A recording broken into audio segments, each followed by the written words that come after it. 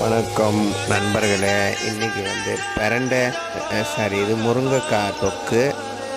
முருங்கைக்காய் தொக்கு எப்படி செய்கிறதுன்னா, முதல்ல வந்து நீங்கள் அந்த கொஜ்ஜியை வந்து பேஸ்ட் பண்ணி வச்சுக்கணும். அதுக்கு தேவையானது என்னென்னா, முந்திரி, கடலப்பருப்பு, அப்புறமா வந்து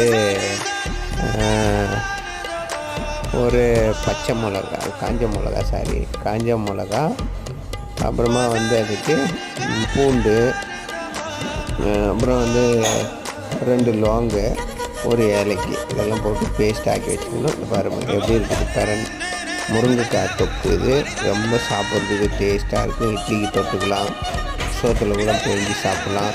ரொம்ப க்ளீனாக இருக்கும், டேஸ்ட்டாக இருக்கும். அது கூட கொஞ்சம் தேங்காயும் சேர்த்துங்க, ரொம்ப நல்லாயிருக்கும், அருமையாக இருக்கும். ஸோ ரெடி பண்ணி சாப்பிடுங்க.